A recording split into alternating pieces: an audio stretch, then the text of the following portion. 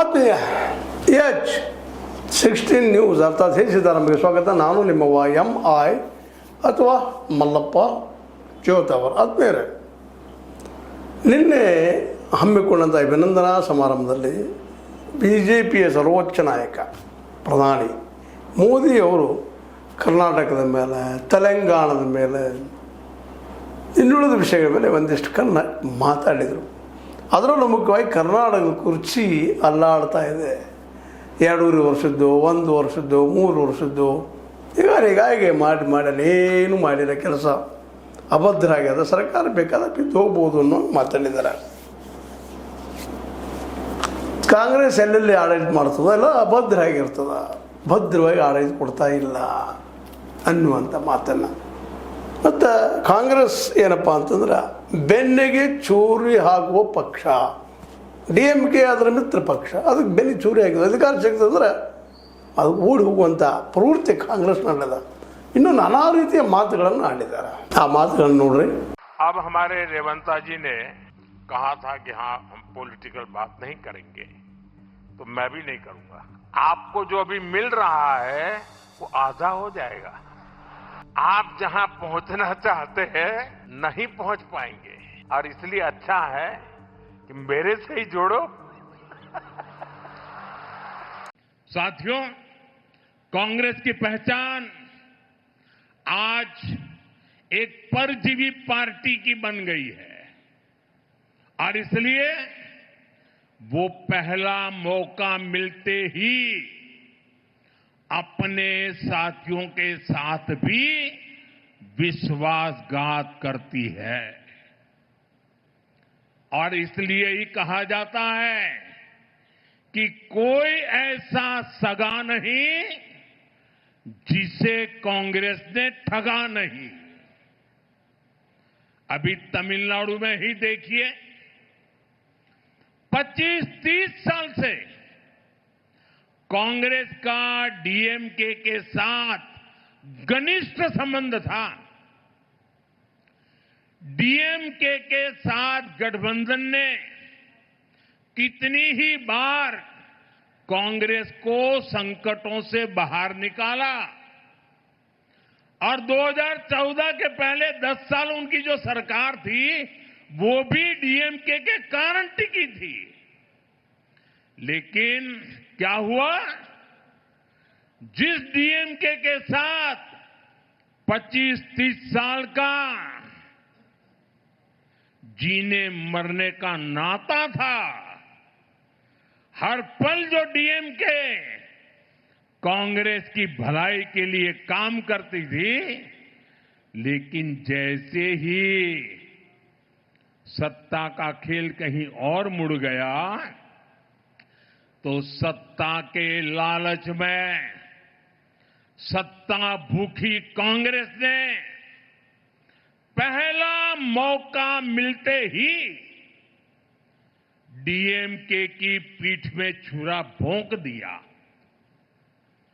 परजीवी कांग्रेस को अब एक और पार्टी चाहिए जिसकी पीठ पर सवार होकर वो प्रासंगिक बनी रह सके. ಈ ಎಲ್ಲ ಮಾತುಗಳನ್ನು ಕೇಳ್ತಾ ಇದ್ರೆ, ಅವರು ಆಡಿದ ಮಾತುಗಳನ್ನು ಗಮನಿಸಿದ್ರೆ ಇಲ್ಲಿ 2-3 ಪ್ರಶ್ನೆ ಹುಡ್ತಾ ಇದ್ದಾವೆ.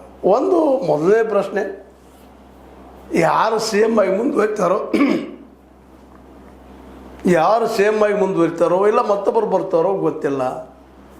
ಈಗ ಇದ್ದಂಥ CM ಇಳಿಸ್ತಾರೋ ಅದು ಹೊಸ CM ನೇಮಿಸ್ತಾರೋ ಗೊತ್ತಿಲ್ಲ. ಒಟ್ಟಾರೆ ಅಭದ್ರ ಪರಿಸ್ಥಿತಿ ಇದೆ ಕಾಂಗ್ರೆಸ್ ಆಡಳಿತ ಕರ್ನಾಟಕದಲ್ಲೇ. ಮತ್ತು ಕೇರಳದಲ್ಲೇ ನೋಡ್ತಾ ಇದ್ದೀರಿ ನೀವು. ಕೇರಳದಲ್ಲೇ ಈ ಚುನಾವಣೆಗೆ ಎಂದಾಯ್ತು, ರಿಸಲ್ಟ್ ಬಂದು ಎಂದಾಯ್ತು, ಇನ್ನೂ ಅಲ್ಲೇ ಒಬ್ಬ ಮುಖ್ಯಮಂತ್ರಿನ ಆಯ್ಕೆ ಮಾಡೋಕ್ಕೆ ಸಾಧ್ಯ ಆಗ್ತಾ ಇಲ್ಲ ಅಂತ ಹೇಳ್ತಾ ಇದ್ದಾರೆ. ಆದರೆ ಅವ್ರು ಹೇಳೋದ್ರಲ್ಲಿ ಅರ್ಥನೂ ಇದೆ, ಇಲ್ಲ ಅಂತಲ್ಲ.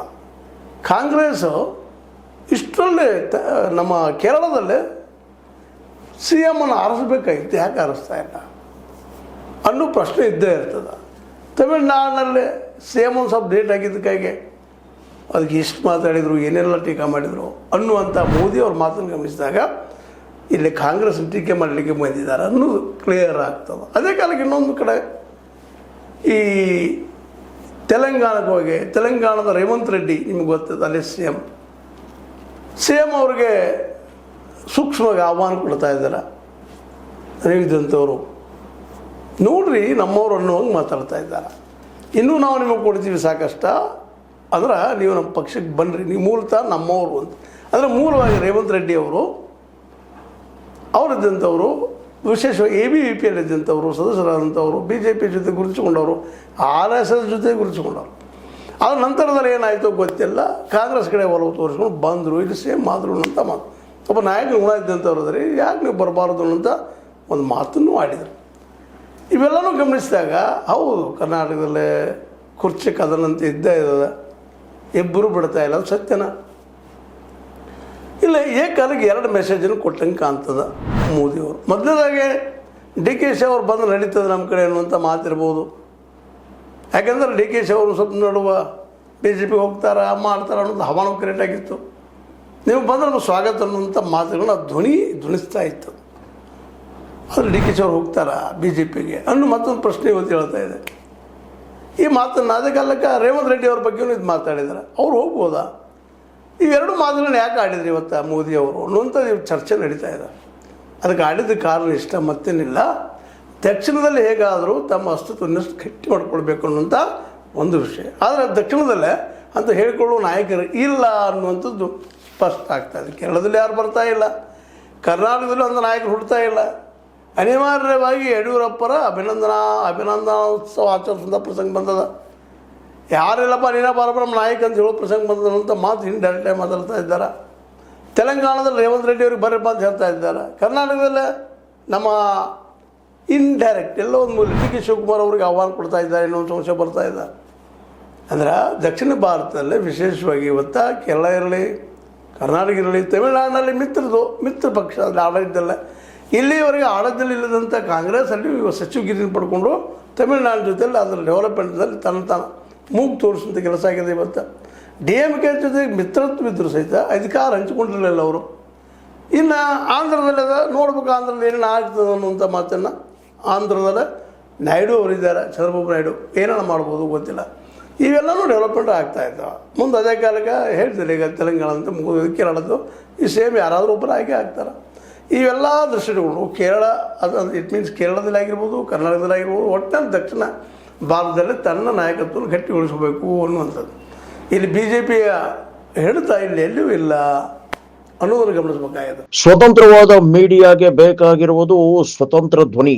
ಆ ಸ್ವತಂತ್ರ ಧ್ವನಿ ಉಳಿಸಲು ನೀವು ಮಾಡಬೇಕಾದದ್ದು ಇಷ್ಟೇ. ಅದೇನಪ್ಪಾ ಅಂತಂತಂದ್ರೆ ನಿಮ್ಮ ಕೈಲಾದಷ್ಟು ಸಹಾಯ ಈ ಚಾನಲ್ಗೆ ಮಾಡಿ ಹಾಗೂ ನಿಮ್ಮ ಧ್ವನಿಯನ್ನು ಕಾಪಾಡಿಕೊಳ್ಳಿ. ಇವೆಲ್ಲ ನೆಲೆಗಟ್ಟಲ್ಲಿ ನಿನ್ನೆ ಬಂದು ಹೋದಂಥ ನಮ್ಮ ಮೋದಿಯವರು ವಿಶೇಷವಾಗಿ ಕರ್ನಾಟಕದ ಬಗ್ಗೆ ಭಾಳ ಎಚ್ಚರಿಕೆ ಮಾತಾಡಿ ಇಲ್ಲೇ ಜಗಳಾಡ್ತಾ ಇದ್ದಾರೆ, ಏನು ಅಬದ್ಧರದ ಯಾವ ಡೆವಲಪ್ಮೆಂಟ್ ಇಲ್ಲ ಅನ್ನೋಂಥ ಮಾತನ್ನು ಮಾತಾಡಿದ್ದಾರೆ. ಅದಕ್ಕೆ ನಮ್ಮ DK ಅವರು ಸಹಿತ ಅಷ್ಟ ಮಾರ್ಮಿಕ ಉತ್ತರ ಕೊಟ್ಟಿದ್ದಾರೆ. ಏನಪ್ಪ ಅಂದ್ರೆ ಕರ್ನಾಟಕದಲ್ಲಿ ಎಲ್ಲ ಕುರ್ಚಿಗಳು ಗಟ್ಟಿಯಾಗಿವೆ ಅಂತ ಹೇಗೆ ಉತ್ತರ ಕೊಟ್ಟಿದ್ದಾರೆ. ಅದೇ ಕಾಲಕ್ಕೆ ಸುದ್ದಿಗಾರ ಪ್ರಶ್ನೆ ಮಾಡಿದ್ದಕ್ಕೆ ಅವ್ರು ಈ ರೀತಿ ಹೇಳ್ತಾ ಇದ್ದಾರೆ, ಪ್ರಧಾನಿಯವ್ರ ಕಣ್ಣಿಗೆ ಏನು ಕಾಣಿಸುತ್ತಿದೆಯೋ ಗೊತ್ತಿಲ್ಲ, ಯಾವ ಕುರ್ಚಿಯೂ ಅಲ್ಲಾಡುತ್ತಿಲ್ಲ ಅನ್ನುವಂಥ ಮಾತಿನ ಹೇಳೋ ಮೂಲಕ ತಾವು BJP ಜೊತೆ ಯಾವ ಸಂಬಂಧ ಇಲ್ಲ ಅನ್ನೋದು ಮತ್ತೊಮ್ಮೆ ಅವ್ರು ಸಾಬೀತು ಮಾಡ್ಕೊಳ್ಳೋ ಪ್ರಯತ್ನ ಮಾಡ್ತಾ ಇದ್ದಾರೆ. ಅಂದ್ರೆ ಈ ಸಂದರ್ಭದಲ್ಲಿ ಮೋದಿಯವರ ಈ ಮಾತುಗಳು ಭಾಳಷ್ಟು ಏನಪ್ಪ ಅಂದರೆ ಕರ್ನಾಟಕದ ಚರ್ಚೆ ಹುಟ್ಟುವಂಥವು. ಸಿದ್ದರಾಮಯ್ಯರಿಗೂ ನಿಮ್ಮ ಸರ್ಕಾರ ಭಾಳ ಸ್ವಲ್ಪ ಹೋಗ್ತದೆ ಅನ್ನೋಂಥ ಮೆಸೇಜ್ ಕೊಡೋ ಮೂಲಕ ಇಲ್ಲಿ ಸರ್ಕಾರದಲ್ಲೇ ಬಿಲ್ನ ಮತ್ತು ದೊಡ್ಡ ಮಾಡಿ ಅಲ್ಲಿ ಒಳಗೆ ಕೊಡಿಸುವಂಥ ಪ್ರಯತ್ನ ಮಾಡ್ತಾ ಇದ್ದಾರೇನೋ ಅನ್ನುವಂಥದ್ದು ಸಹಜವಾಗಿ ಇಲ್ಲಿವರೆಗಿನ ಮೋದಿಯವರ 12 ವರ್ಷಗಳ ಇತಿಹಾಸನ ಗಮನಿಸಿದಾಗ ಇಂಥ ರಾಜಕೀಯ ಅವರು ಸಹ ಮಹಾರಾಷ್ಟ್ರದಲ್ಲೇ ಅಲ್ಲಿಯ ವಿಶೇಷವಾಗಿ ನಿಮಗೆ ಗೊತ್ತಿದೆ ಶಿವಸೇನೆಯನ್ನು ಹೊಡೆದ್ರು, ಮಹಾರಾಷ್ಟ್ರ ತೆಗೆದುಕೊಂಡ್ರು. ಮುಂದಿನ ಅನೇಕ ಎಲ್ಲ ಬೇರೆ ಬೇರೆ ಕಡೆ ಮಹಾರಾಷ್ಟ್ರ ಜೊತೆಗೆ ಮತ್ತು ಬಿಹಾರದಲ್ಲೇ ಈ ನಮ್ಮ ನಿತೀಶ್ ಕುಮಾರರನ್ನು ಬದಿಗೆ ಸೇರಿಸಿದ್ರು, ಅಲ್ಲಿ ತಮ್ಮ ಕೈ ಅಧಿಕಾರ ತಗೊಂಡ್ರು. ಇನ್ನು ಅದೇ ಕಾಲಕ್ಕೆ ಇಲ್ಲಿಯೂ ಸಹಿತ ಎಲ್ಲೇ ವೆಸ್ಟ್ ಬೆಂಗಾಲದಲ್ಲೇ ಸುವೇಂದು ಅಧಿಕಾರಿ ಮತ್ತು ಅದೇ ಕಾಲಕ್ಕೆ ಅವ್ರ ಪಕ್ಷದವರ ಅಂತ ಮಮತಾ ಬ್ಯಾನರ್ಜಿ ಅವರ ಒಂದು ನೆರಳಲ್ಲಿ ಬೆಳೆದಂಥ ಸುವೇಂದು ಅಧಿಕಾರಿನಲ್ಲಿ ಹೊಡೆದ್ರು, ತಮ್ಮ ನಾಯಕರನ್ನು ಮಾಡಿಕೊಂಡ್ರು. ಹಾಗೆ ಕರ್ನಾಟಕದಲ್ಲೇ DK ಶಿವಕುಮಾರ್ ನೋಡಿಕೊಂಡು BJP ನಾಯಕರು ಮಾಡ್ತಾ ಇದ್ದಾರಾ ಅನ್ನುವಂಥದ್ದು ಒಂದು ಸಣ್ಣ ಸಂಶಯ ಇಲ್ಲ. ಇದೇ ಕಾಲಕ್ಕೆ ಈ ಒಂದು ನಮ್ಮ ತೆಲಂಗಾಣ ತೆಲಂಗಾಣದ ರೇವಂತ್ ರೆಡ್ಡಿ ಅವರನ್ನು ನೀವು ಮೂಲದ RSS ಅವರು ಯಾಕೆ ಬರಬಾರ್ದು ಅನ್ನೋಂಥ ಸಣ್ಣ ಮೆಸೇಜ್ನಲ್ಲಿಟ್ಟ ಅಂದರೆ ಇದರ ಅರ್ಥ ಒಡೆದಾಳುವ ನೀತಿ ಇಲ್ಲಂತೂ ಎದ್ದು ಕಾಣುವಂಥದ್ದು. ಈಗಾಗಲೇ ಹೇಳಿದ್ನಲ್ಲಿ ನಿಮಗೆ ಮಹಾರಾಷ್ಟ್ರದಲ್ಲಿ ಆಗಿರ್ಬೋದು, ಹರಿಯಾಣದಲ್ಲಿ ಅದ ಪರಿಸ್ಥಿತಿ ಆಗ್ಯದ, ಮುಂದೆ ಬಿಹಾರದಲ್ಲಿ ಅದ ಆಯಿತು, ವೆಸ್ಟ್ ಬೆಂಗಾಲ್ದಲ್ಲೂ ಆಯಿತು. ಈ ಕರ್ನಾಟಕದಲ್ಲಿ ಇದು ಒಡೆದಾಳುವ ನೀತಿ ಹೀಗಾಗಿ ಪ್ರಯೋಗ ಮಾಡಿದ್ದಾರೆ ಮೋದಿಯವರು ಅಂತ ಚರ್ಚೆ ಕಾಂಗ್ರೆಸ್ಸಿಗರಲ್ಲಿ. ಅದೇ ಕಾಲಕ್ಕೆ ಈಗ ನಾವು ಇನ್ನೊಂದು ಗಮನ ಹರಿಸುವಂಥದ್ದು ಏನಪ್ಪ ಅಂದರೆ ಕರ್ನಾಟಕದಲ್ಲೇ ಹೇಗಾದರೂ 2022 ಅಧಿಕಾರ ಪಡೀಲೇಬೇಕು ಅನ್ನೋ ಕಾರಣಕ್ಕಾಗಿ ಮತ್ತು ಈಗ ಅಭ್ಯಾಸ ಮಾಡಿದ್ದಾರೆ ನಮ್ಮ ಯತ್ನಾಳರ ಸಲುವಾಗಿ. ಯತ್ನಾಳರ ಅತಿ ಹಿಂದುತ್ವ ಅವ್ರಿಗೆ ಬೇಕಾಗಿದೆ, ಆದರೆ ಅವರು ಜನಮನ್ನನ್ನು ಪಡಿತಾರೆ ಅನ್ನೋ ಸಂಶಯ ಬಂದ ಕಾರಣಕ್ಕಾಗಿ ಅನಿವಾರ್ಯವಾಗಿ ಯಡಿಯೂರಪ್ಪನವರನ್ನ ಅವರ ಸಂತತಿಯನ್ನು ಮೇಲಕ್ಕೆ ಎತ್ತಿಸುವಂಥ ಕೆಲಸವನ್ನು BJP ಮಾಡ್ತಾ ಇದ್ದಾರೆ ಅನ್ನೋದು ಅಷ್ಟು ಸ್ಪಷ್ಟ ಆಗಿದೆ. ಅದರಲ್ಲೂ ಮೋದಿ ಶಾರ್ ಅವ್ರ ಪ್ಯಾನ್ ಏನಪ್ಪ ಅಂತಂದರೆ ಕರ್ನಾಟಕದಲ್ಲಿ ಹೇಳ್ಕೊಳ್ಳೋ ನಾಯಕರಿಲ್ಲ. ಅದೇ ಕಾಲಕ್ಕೆ ನಮಗೆ ಅನಿವಾರ್ಯಪ್ಪ ಯಡಿಯೂರಪ್ಪನವರು ಒಂದು ಏನಪ್ಪ ಅಂದರೆ ಈ ಒಂದು ಸಂದರ್ಭದಲ್ಲೇ ಇಲ್ಲ ನಾವು 2022 ಗೆಲ್ಲಲಿಕ್ಕಿಲ್ಲ ಅನ್ನುವಂಥದ್ದು. ಇದ್ರ ಜೊತೆಗೆ ಯಡಿಯೂರಪ್ಪನ ಮುಂದಿಟ್ಟುಕೊಂಡು ಅವ್ರ ಮಗ CM ಮಾಡ್ತಾರೋ ಇಲ್ಲವೋ ಬೇರೆ ವಿಷಯ, ಆದರೆ ಯಡಿಯೂರಪ್ಪನವರ ಅನಿವಾರ್ಯತೆ ಇವತ್ತು ಬರೋದು ಕಾರಣ ಅಂದ್ರೆ ಇಲ್ಲಿ BJPಯ ನಾಯಕತ್ವ ಇಲ್ಲದು. ಅಶೋಕ್ ಆಗಿರ್ಬೋದು, ಅಶೋಕ ದಕ್ಷಿಣ ಕರ್ನಾಟಕಕ್ಕೆ ಉತ್ತರ ಕರ್ನಾಟಕದಲ್ಲಿ ಹೇಳ್ಕೊಳ್ಳೋಂಥದ್ದಿಲ್ಲ ಅಂತ ನಾಯಕರು ಇವೆಲ್ಲ ನೆನಪಿಟ್ಟುಕೊಂಡು ಈ ದಿಸೆಯಲ್ಲೇ ಅನಿವಾರ್ಯವಾಗಿ ಯಡಿಯೂರಪ್ಪನವರಿಗೆ ಆಹ್ವಾನ ಮಾಡಿದ್ದು, ಯತ್ನಾಳನ್ನು ಬದಿಗೆ ಸರಿಸಿದಂತೆ ಎಲ್ಲ ವಿಷಯ ಏನೋ ಆಗಲಿ ಒಟ್ಟಿನಲ್ಲಿ ಕಾಂಗ್ರೆಸ್ ತುರ್ತು ಸ್ಥಿತಿಯಲ್ಲಿ ಒಡೆಯುವ ಸ್ಥಿತಿಯಲ್ಲಿ ಅಂತ ಹೇಳುವ ಮೂಲಕ ಅಲ್ಲೇ ಡಿವೈಡ್ ಆ್ಯಂಡ್ ರೂಲ್ ಪಾಲಿಸಿಯನ್ನು ಅಪ್ಲೈ ಮಾಡ್ತಾ ಇದ್ದಾರೆ. ಇನ್ನು ಕರ್ನಾಟಕದ ಸಿದ್ದರಾಮಯ್ಯನವರು, DK ಶಿವಕುಮಾರ್ ಅವರು ಏನು ಮಾಡಬಲ್ಲರು ಮುಂದಿನ ದಿನದಲ್ಲೇ ಅನ್ನೋದು ಅಷ್ಟ ಮುಖ್ಯದ.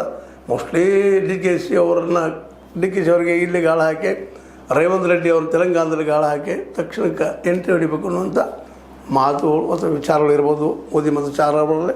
ಅದು ಎಷ್ಟು ಮಟ್ಟಿಗೆ ಯಶಸ್ವಿ ಆಗ್ಬೋದು ಅದಕ್ಕೆ ಕಾಲ ಉತ್ತರ ಹೇಳಬೇಕಂತ ಹೇಳ್ತಾ, ಒಟ್ಟಾರೆಯಾಗಿ CM ಕುರ್ಚಿ ಅಲ್ಲಾಡುತ್ತಿದೆ ಅಂತೇಳಿ ಮೋದಿಯವರು ಹೇಳಿದರೆ ಇಲ್ಲ ಗಟ್ಟಿಯಾಗಿದೆ ಅಂತೇಳಿ DK ಶಿವಕುಮಾರ್ ಅವರು ಹೇಳಿದ್ದಾರೆ. ಈ ಮೂಲಕ ಸೂಕ್ಷ್ಮವಾಗಿ DK ಶಿವಕುಮಾರ್ ಅವರು ಈ ನಮ್ಮ ಮೋದಿಯವರ ಆಹ್ವಾನವನ್ನು ಬದಿಗೆ ಸರಿಸಿದ್ರ ನೀವು ಹೇಳ್ಬೇಕು ಅದನ್ನು ನೋಡುಗರು ಅಂತ ಹೇಳ್ತಾ, ಇದು ನಿಮ್ಮ ಲೈಕ್ ಆಗಿರ್ಬೋದು, ಲೈಕ್ ಮಾಡಿ ಶೇರ್ ಮಾಡಿ ಕಮೆಂಟ್ ಮಾಡಿರಿ, ಜೊತೆಗೆ ಸಬ್ಸ್ಕ್ರೈಬ್ ತಿಳಿಸ್ಬಿಡಿ. H16 ನ್ಯೂಸ್ ಅರ್ಥಾತ್ ಚಿಂತನೆ ನಿಮ್ಮದು ಸತ್ಯದಕ್ಕಾಗಿ ವಂದನೆಗಳು. ಆತ್ಮೀಯ ಸಾರ್ವಜನಿಕರಲ್ಲಿ H16 ಅರ್ಥಾತ್ ಸೀತಾರಾಮದಿಂದ ಒಂದು ಮನವಿ. ಈ ಸಂಸ್ಥೆ ಭ್ರಷ್ಟಾಚಾರ, ಅನ್ಯಾಯ, ಅತ್ಯಾಚಾರಗಳಿಂದ ನೊಂದವರ ವೇದಿಕೆ. ಅನ್ಯಾಯಕೋರರ, ಭೂಗಳ್ಳರ, ನಶಾ ಸಾರಾಯಿ ಮಾಫಿಯಾಗಳ ವಿರುದ್ಧದ ಧ್ವನಿ. ರೈತರ, ಕೂಲಿಕಾರ, ಕಾರ್ಮಿಕರ, ಬಿದ್ದ ಸಮುದಾಯ ಜನರ ಧ್ವನಿ. ಬೆಂಬಲವಾಗಿ ನಿಂತು ತನುಮನ ಧನದ ಸಹಾಯಕ್ಕೆ ಸಾರ್ವಜನಿಕರಲ್ಲಿ ಕೋರಿಕೆ. ದಾನದ ಸಹಾಯ ನೀಡಿ ಸ್ವಾತಂತ್ರ್ಯ ಪತ್ರಿಕೋದ್ಯಮ ಉಳಿಸಿ ಬೆಳೆಸಿ. ವಂದನೆಗಳು. ತಮ್ಮನ್ನೇ ನಂಬಿರುವ ಮಲ್ಲಪ್ಪ ಇ ಜೋತಾವರ್. ಈ ಕೆಳಗಿನ QR ಸ್ಕ್ಯಾನ್ ಮಾಡಿ ಅಥವಾ ಈ ನಂಬರ್ ಅಂದರೆ 7411402405ಗೆ ಇಲ್ಲ 9686864852ಗೆ ನೀವು ಫೋನ್ಪೇ ಮಾಡಿ, Paytm ಮಾಡಿ ಅಥವಾ ಇನ್ನಾವುದೇ ಮಾಧ್ಯಮದಿಂದ ಗೂಗಲ್ ಮೂಲಕ ಸಹಾಯ ಮಾಡಿ ಈ ಪ್ರಾಮಾಣಿಕ ಪತ್ರಿಕೋದ್ಯಮವನ್ನು ಉಳಿಸಿ ಅಂತ ಮತ್ತೊಮ್ಮೆ ಮನವಿ. ವಂದನೆಗಳು.